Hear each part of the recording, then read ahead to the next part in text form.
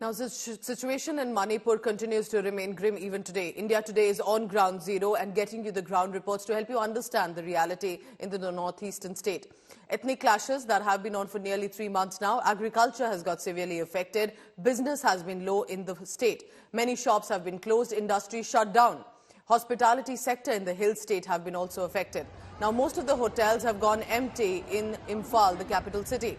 Meanwhile, India Today is the first channel reporting from the northern part of Imphal in Leimakhong, where Kuki and Meetei are in a war zone, literally. Around 29 villages, more than 20,000 people of the Kuki tribe feel they have been isolated from the mainland due to the conflict. Protests are also being held in the valley by the Kuki tribe in Leimakhong, demanding separate administration. These are also images from the market coming in from Imphal.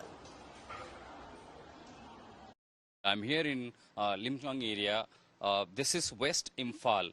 Imagine one district where you have two community people, which is now divided by their community, has literally become a drawn line of control between them.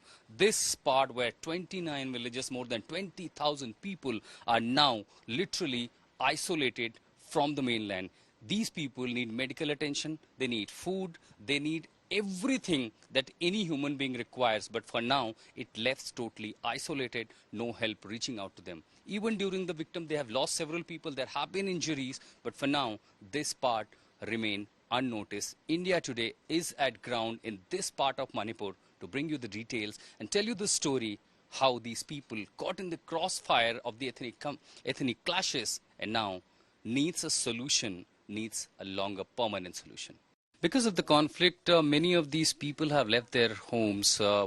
Women, children have gone to the safer places. And those who are left here struggling for survival. The reason is, now look at these houses. There's a very old lady who's living here with the family.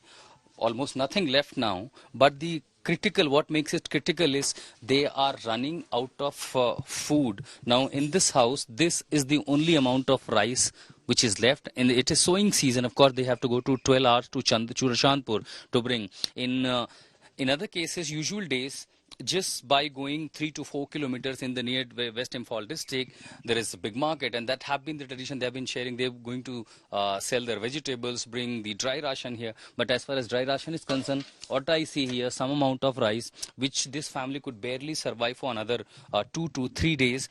Only vegetables because they grow locally, that's all they have. And the moment you enter in the kitchen, all I see, this is the only vegetable that they have left. Locally grown vegetable, and there I see the elder lady cooking some food in the chula. There is so that explains the situation and the plight of the poor people who are caught in the crossfire. But as far as the situation is concerned, there are some people who would speak about the current crisis. There are how many such families who are still living in this village and several other villages around, and how are they surviving? Actually, because of this conflict, this violence, around, I should say 60 to 70% of the households are struggling to get their livelihood. Most of them, I should say, are daily wage earner, and now they are finding it hard to get 2 days a meal even. What is the name of this lady? I see only this amount of dry ration left. Yes, they have only this much left, and their livelihood is very, very uncertain. This is also the contribution of some goodwill people from their neighbors. It's been over 2 months now.